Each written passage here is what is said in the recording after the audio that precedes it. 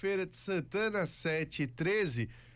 Hoje a gente vai falar um pouco sobre mudanças climáticas aqui no nosso programa. Estamos recebendo aqui nos nossos estúdios o professor Evandro Nascimento, professor da UFES, doutor em meio ambiente e recursos naturais e até pouco tempo reitor da instituição. Aliás, professor, eu quero pedir permissão para a gente começar falando um pouco disso, para a gente entrar no assunto, porque muita gente, como é uma coisa muito recente, pode estar ouvindo a gente agora e nem reconhece o professor Evandro como não sendo reitor mais da Universidade Estadual de Feira de Santana. Foram 8 anos, né, à frente da instituição. Queria que o senhor falasse um pouco a respeito disso, né? Pedir desculpa, eu sei que não foi o motivo da sua vinda aqui, mas é impossível não tratar desse assunto. Eu queria que o senhor falasse um pouco, né, como foi esse período de 8 anos, que tipo de balanço o senhor faz, e que fase que entra agora também na sua visão a Universidade Estadual de Feira de Santana. Bom dia, bom demais tê-lo aqui, tá? Bom dia, Feira. A saudação e o nome do programa também, né? Então, bom dia, Fernando, Ana Paula, Miro, Dilson. Eu pude sempre dizer que tive a honra e o privilégio de ser escolhido pela comunidade acadêmica da UFES para ser o reitor por 2 mandatos. E o tempo todo eu procurei corresponder a essa confiança depositada pela comunidade universitária. A UFES é uma das instituições mais importantes de Feira de Santana, pelo papel que inegavelmente teve no seu desenvolvimento econômico, social e cultural. E foi um período de bastante aprendizado pessoal, de experiência, sobretudo em gestão, em lidar com a coisa pública. Num país como o nosso, que ainda não tem muita clareza de como a coisa pública deve ser de fato gerida em prol da coletividade. Então, esse foi um aspecto que sempre esteve na minha perspectiva, pensar que os resultados eles têm que ser para a coletividade e a gestão tem que ser feita com a coletividade, especialmente com todos da comunidade universitária. Eu acho que talvez eu seja reconhecido como um reitor que sempre dialogou e teve abertura para tratar de todos os assuntos a qualquer hora, de forma franca, honesta, sincera, com qualquer pessoa, qualquer representação da nossa comunidade. E apesar dos períodos difíceis, nós tivemos um período de cultura de ajuste fiscal, né, em todos os níveis de governo, falta de recursos, Sistema Nacional de Ciência e Tecnologia sob ataque, com redução do orçamento de ciência. Nós tivemos um período político também de ataques à universidade pública, a polarização política que nosso país viveu, sobretudo com o crescimento de ideias desse espectro que podemos chamar de extrema-direita, coloca certas pechas sobre a universidade como um lugar de doutrinação ideológica, como local de balbúrdia, como se num termo pejorativo, e nós tivemos o tempo todo que defender a universidade pública e demonstrar que uma sociedade que não tem instituições que possam primar pelo desenvolvimento social, econômico e cultural, essa sociedade ela não prospera, e a universidade pública é um instrumento importantíssimo para isso. Essa instituição ela precisa ser valorizada, defendida e ter as condições plenas de desenvolver esse papel tão importante. Pois é, e o senhor agora está de volta à sala de aula, estava com saudade disso. Quais são os próximos passos aí do professor Evandro? Nos 8 anos da reitoria foi impossível conciliar a agenda que a gente tem no gabinete da reitoria com qualquer atividade de ensino, e eu senti falta. E agora estou de volta às atividades de ensino, de pesquisa, espero que também de extensão, e é gratificante a gente de novo poder estar influenciando de forma mais direta a vida de nossos estudantes, que é a razão de ser da universidade, é entregar à sociedade bons profissionais e bons cidadãos que façam suas realizações pessoais, também contribuindo para que a gente construa uma sociedade melhor. Pois é, dito isso, vamos ao assunto em pauta. Hoje pedi até desculpa, viu, professor, mas não dava para começar esse papo sem falar disso, né? A gente ainda não tinha ouvido o senhor após ter deixado a reitoria e voltar às atividades mesmo de sala de aula. Bom, no Nordeste do Brasil, as áreas semiáridas e áridas devem sofrer uma redução dos recursos hídricos, né, por causa das mudanças climáticas. A vegetação semiárida provavelmente será substituída por uma vegetação típica da região árida. Nas florestas tropicais é provável a ocorrência também de extinção de espécies.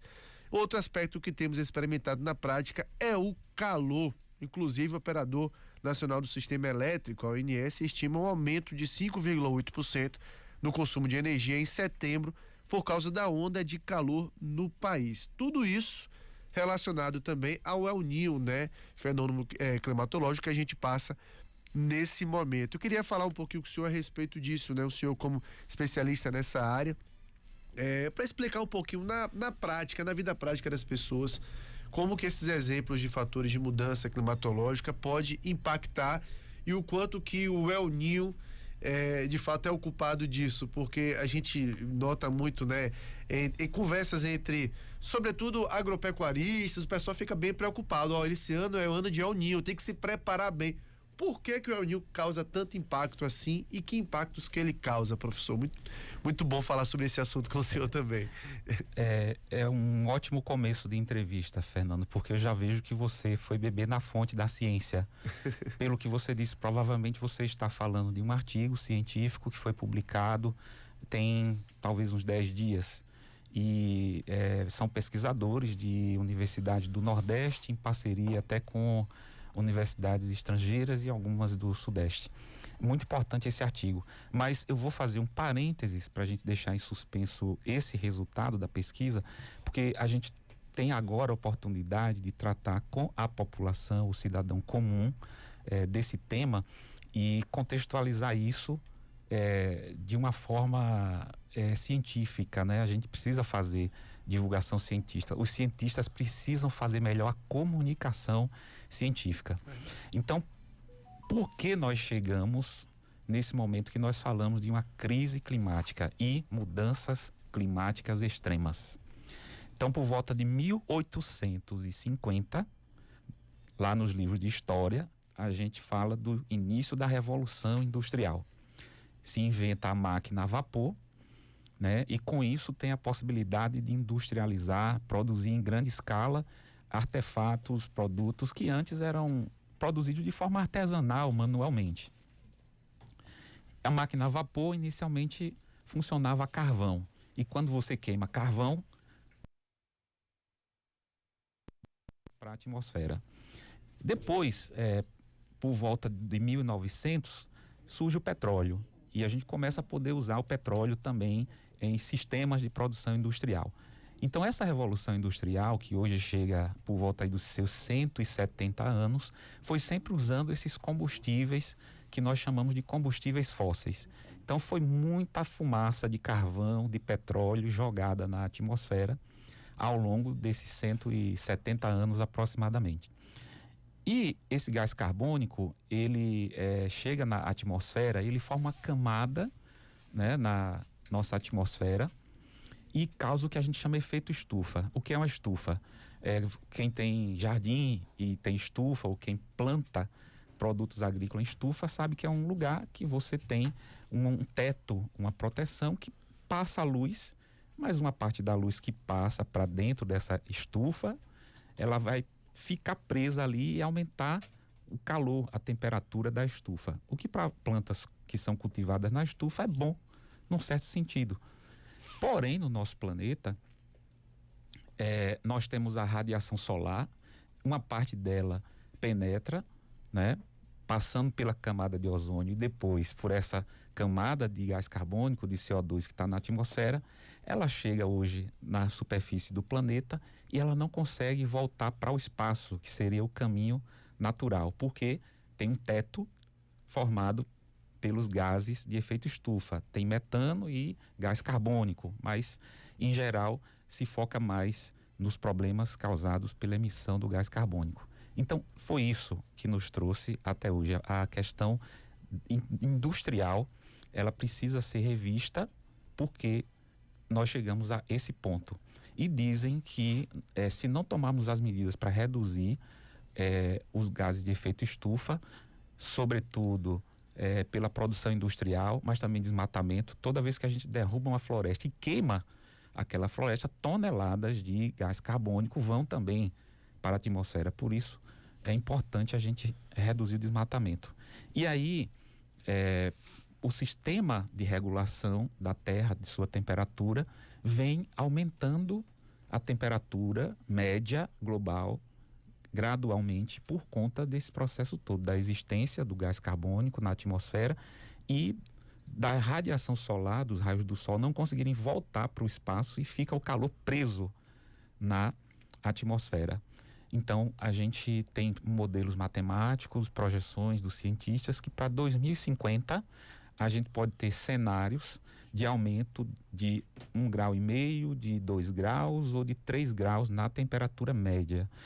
A gente fala de média, porém, toda média tem os seus extremos para cima e os extremos para baixo. Provavelmente nós estamos vendo mais extremos para cima. E o que é que esse aquecimento global tem causado? Muitos desastres naturais. Nós estamos vendo enchentes na Bahia, por exemplo, aqui no sul da Bahia, por 2 anos seguidos. Tivemos enchentes severas no sul da Bahia. No Rio Grande do Sul, agora, nós vivemos esse processo também e são muitos desastres naturais. Bom, e se fala que uma das principais consequências do aquecimento global, da mudança climática, são os desastres naturais. E tem gente que pergunta, mas será que aumentou realmente o número de desastres naturais? Ou porque hoje tem mais mídia, porque tem mais comunicação, porque tem mais notícia, a gente percebe mais o problema. E aí eu trago dados de um relatório publicado em 2021 pela Organização Mundial de Meteorologia. Eles fizeram um levantamento dos últimos 50 anos, desde 1970 até 2020, e registraram 11 mil desastres naturais, digamos assim. Desses, metade que seriam a problemas causados pelas mudanças climáticas. E esses desastres, eles causaram 2 milhões de mortes, que é um número significativo, e o prejuízo econômico da ordem de 5,3 trilhões de dólares. Então, é com esse tipo de consequência que nós estamos lidando por causa da crise climática. Agora, voltando à sua pergunta. Os desastres, o aumento da frequência e da intensidade é um dos efeitos. E como você trouxe, a possibilidade de mudança dos ecossistemas, de extinção de espécies, de perdas na agricultura, da produtividade agrícola, disso, por exemplo, para agricultores de subsistência, agricultores familiares que dependem das suas roças para se alimentar, para subsistir no mundo todo. Isso pode ser um problema que vai aumentar a fome no mundo. Então, quando a gente fala da crise socioambiental que nós estamos vivendo hoje, a nossa percepção tem que ser ampliada para a gente não ver só a questão do meio ambiente, dos recursos naturais. As florestas, os ecossistemas, a água, o solo. Ela impacta a vida das pessoas. E por isso a gente precisa falar de educação, de saúde, de fome, de redução da desigualdade social, da conservação desses recursos naturais, do uso da tecnologia, para achar soluções para todos esses problemas, né? E para isso tem algo que se chama Objetivos do Desenvolvimento Sustentável, que eu acho que a gente poderia também entrar um pouco nessa seara, porque é o que está se apontando como situação. Pois é, e em meio a isso tudo, o El Niño. Eu queria fazer uma pergunta bem de leigo mesmo, viu, professor? Se é um processo contínuo, por que se atribui tanto ao El Niño também algumas mudanças climáticas pelas quais a gente vem passando? E aí, estendendo um pouco mais a pergunta, o que de fato é o El Niño e por que ele tem intervalos também? Ele acontece de tanto em tanto tempo, não é um processo contínuo, ou pelo menos não é algo que acontece o tempo inteiro, como o que a gente falou agora, né? A questão do efeito estufa, que é algo que vem aumentando gradativamente. Certo. O El Niño, de fato, é um fenômeno natural que sempre aconteceu. Nós temos o Oceano Pacífico, né? E por volta da latitude zero, ali da linha do Equador, há um processo que a água na superfície do oceano, ela tende a aumentar numa certa época do ano. Nós temos as correntes marítimas que elas circulam, né, muitas vezes vindo sobretudo dos polos, né, do Polo Norte, do Polo Sul. Algumas descem do Polo Norte até a linha do Equador, outras sobem da Antártida até a linha do Equador, e isso faz todo um processo de regulação. Agora, o nosso planeta é um ecossistema complexo. Quando acontece uma coisa que desequilibra uma parte do sistema, afeta a outra. Então, por exemplo, se nós tivermos um período que é de mais calor global naquele ano e derreter mais o gelo das calotas polares, nós vamos ter mais água descendo das correntes do Polo Norte, e isso pode resfriar mais a água da superfície do oceano, por exemplo, onde nós temos o El Niño, né? Tem momentos que isso não acontece. E somado a isso, o aumento da temperatura do ar vai interagir com a temperatura da superfície do oceano. Há uma transferência de calor, né? Sim. Quando a gente tem ar e água, inevitavelmente tem troca de calor. É um princípio da física.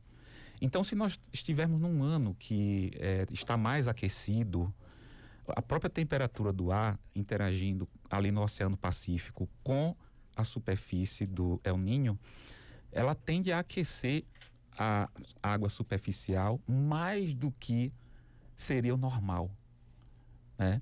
E como eu falei na questão do efeito estufa, como a temperatura média tem aumentado alguns décimos de graus ou 1 grau em décadas, esse pequeno aumento em anos que a temperatura do ar está extrema, ali na região onde surge o El Niño, isso torna numa escala maior esse processo de elevação da temperatura da água dos oceanos. E aí isso acaba tendo consequências para o clima em outras partes, como por exemplo no nosso semiárido, porque aí vai mudar toda uma circulação de água, de vapor de água, que leva a ter mais chuva ou menos chuva, e também o aumento da temperatura em outras partes do globo, mas especificamente na América do Sul. O El Niño tem esse efeito considerável. Então, o que é que está acontecendo? O El Niño, também por conta de outros processos climáticos desequilibrados nesse momento,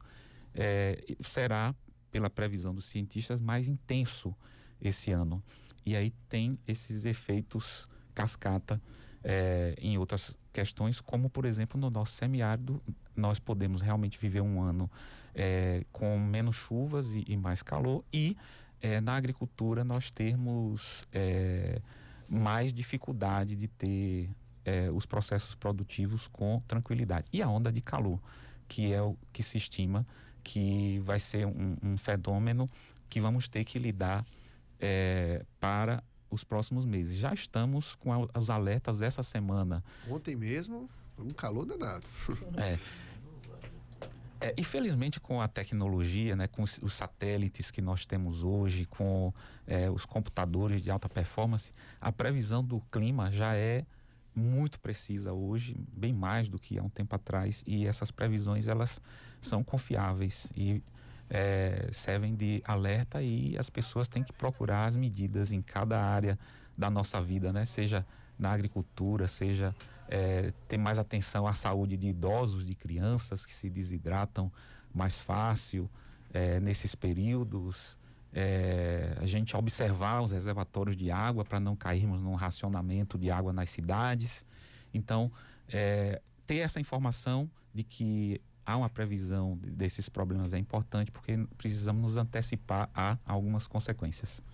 Dilson Barbosa tem uma pergunta a fazer. Professor, alguns cientistas tentam explicar que, apesar dos esforços que todos nós estamos tendo para combater os efeitos, né, do meio ambiente, né, os efeitos devastadores do meio ambiente, mas é um problema cíclico do planeta, segundo eles, que já tivemos várias vezes isso, era do gelo 1, era do gelo 2, era isso, era daquilo, e que irreversivelmente vamos ter isso por uma questão natural do próprio planeta. O senhor concorda com essa ideia de alguns cientistas? Em parte, eu consigo assimilar esse argumento.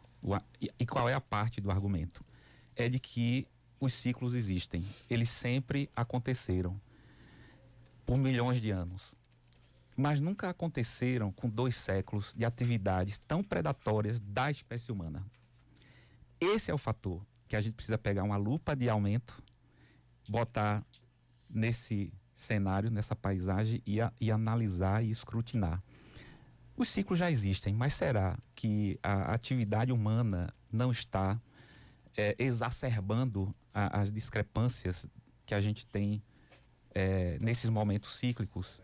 E aí a gente tem, por exemplo, o desmatamento que tem acontecido. A gente tem... E aí a questão não é que a gente está só pensando nos problemas dos ciclos naturais. É a vida da espécie humana e das outras espécies que está ameaçada caso nós não consigamos reverter isso que está sendo apontado como consequências das atividades humanas que levam a essa crise climática. Então, nós temos, por exemplo, os Objetivos do Desenvolvimento Sustentável. São 17 objetivos pactuados pelos países que fazem parte da Organização das Nações Unidas. Eles visam tratar de vários aspectos do meio ambiente, sociais, econômicos, de desenvolvimento industrial, de tecnologia, de inovação e de governança. Porque esse problema é global e não há como enfrentar essa situação se não houver uma governança global, um consenso entre os países desenvolvidos e os países em desenvolvimento, os países que têm mais poder geopolítico e os países que são subordinados a essa ordem geopolítica. E, aliás, reverter esse papel, não cabe mais essa subordinação geopolítica. A gente está todo no mesmo barco. Se o barco afundar, afunda todo mundo. E o que é importante também é que os governos, nos níveis nacional, estadual e municipal, também procurem com a sociedade civil implementar as políticas públicas que enfrentem esses problemas, porque a gente tem que trabalhar com o conceito de sustentabilidade, né? Sustentabilidade é um conceito que remete ao seguinte: deixar para gerações futuras melhores condições econômicas, sociais e ambientais do que a nossa geração atual tem. Então, se nós estamos num processo de degradação dos aspectos econômicos, sociais e ambientais, o que vamos deixar para a próxima geração, né? Um planeta insustentável.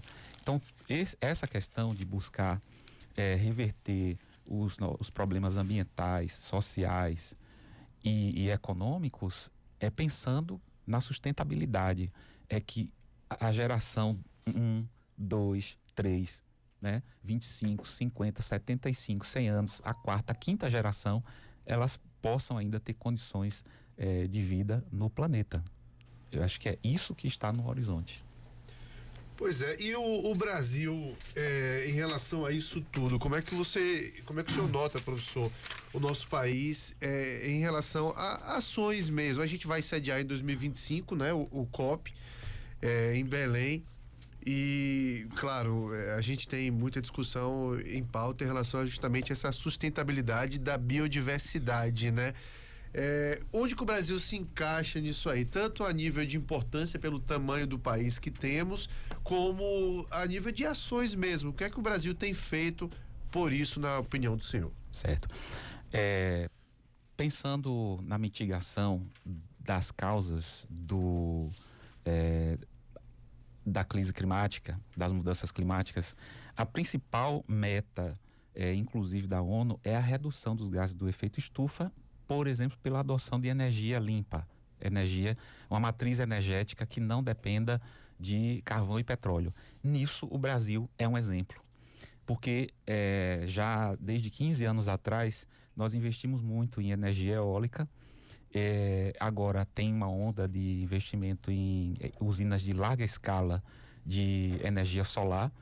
Nós já tínhamos uma matriz energética limpa, entre aspas, digamos assim, porque a energia hidrelétrica, que é a base da nossa matriz energética já há décadas, não é poluente, pelo menos como o carvão e o petróleo. Então, a nossa matriz energética do Brasil, ela já é exemplo para o mundo, ponto para o Brasil. A questão da conservação da biodiversidade, nós tivemos, né, um processo de avanço de atividades econômicas sobre o Cerrado e a Amazônia, e a gente perdeu boa parte do Cerrado. Estamos aí numa luta com a questão da Amazônia. Vivemos um período sob o governo Bolsonaro que foi de muito risco para isso, porque se continuasse como estava, a gente ia ter uma desregulação da utilização da Amazônia, né? Um ministro do meio ambiente usou a famosa expressão passar a boiada, ou seja, vamos abrir tudo e tal. Agora a gente retoma um compromisso que é necessário, que é proteger esses recursos naturais, a biodiversidade. E o Brasil, hoje, nesse cenário mundial, tem um protagonismo, ele tem um lugar, e o Brasil fala e é respeitado. Eu acho que em grande parte por já ter esse avanço na mudança da matriz climática. Nós estamos falando agora de entrar na produção de hidrogênio, que é outra fonte energética que reduz os gases de efeito estufa. Acho que vai gerar muito emprego, vai trazer receitas nos estados que adotarem. Então tem uma corrida agora para a gente desenvolver tecnologias para usar o hidrogênio como energia. A Bahia está tentando se inserir nisso. O Ceará, Pernambuco, né, estão todos ávidos por essa tecnologia. E eu queria fazer um recorte para a questão do Nordeste. O Nordeste, me parece que tem conseguido nesse cenário ter políticas mais articuladas, e nós somos uma ponta de lança desse processo. Os maiores parques eólicos e de produção de energia solar agora estão no Nordeste, né? A gente vê a redução de certos aspectos, voltando a falar do El Niño, de semiárido, de seca. Nós não vemos hoje mais, mesmo nos anos que a gente tem seca, aquele cenário horrendo de 30 anos atrás, com saques, com migrações em massa. Tudo isso graças a políticas sociais, como o Bolsa Família, como o programa de 1 milhão de cisternas, como tecnologias de convivência com o semiárido, desenvolvidas pela Embrapa, pelo governo federal, por ONGs que estão atuando nisso. E o Nordeste agora está com o crescimento do PIB maior do que a média nacional. Então o Brasil precisa olhar para o Nordeste, porque parece que nós estamos trilhando um caminho que pode nos colocar nesse patamar de superação de determinados problemas socioambientais e contribuirmos fortemente para o avanço que é necessário. Professor Evandro Nascimento, doutor em Meio Ambiente e Recursos Naturais, professor da UF, ex-reitor da instituição também. Quero agradecer muito a disponibilidade de vir bater esse papo com a gente. Foi de fato uma aula muito importante mesmo. A gente fica feliz quando a gente faz uma entrevista que gera conhecimento para quem está do outro lado, né? Para quem está ouvindo a gente, desperta a atenção para coisas que a pessoa muitas vezes não tenha se atentado, tira dúvidas que muita gente tem e muitas vezes não tem para quem perguntar. Então, muito bom fazer essa ponte de conhecimento com o senhor aqui. Bom demais, agradecer a disponibilidade de vir bater esse papo com a gente aqui, tá? Eu só queria deixar uma mensagem para os nossos ouvintes, né? Hoje a informação está disponível para qualquer pessoa, é só procurar. e tem uma coisa chamada Objetivos do Desenvolvimento Sustentável, é uma sigla ODS, 3 letrinhas. Se vocês fizerem buscas aí no Google vão achar, porque nós precisamos ficar atentos a isso, né? É um chamado para que até 2030, isso foi pactuado em 2015 pela ONU, então tem um processo de 15 anos para a gente até 2030 mitigar os problemas sociais, econômicos, ambientais que podem comprometer a nossa sustentabilidade no planeta. Então fiquem atentos a isso, procurem se inteirar, né? Porque a gente, por exemplo, muitas vezes a gente tem um consumo responsável, a gente buscar reciclar o nosso lixo, isso já é algo que contribui para mitigar esses problemas que nós temos no planeta. Professor, um abraço, bom demais tê-lo aqui, tá bom? Conversamos então com o professor Evandro Nascimento, doutor em Meio Ambiente e Recursos Naturais, professor da Universidade Estadual de Feira de Santana. Dilson Barbosa. Levar uma vida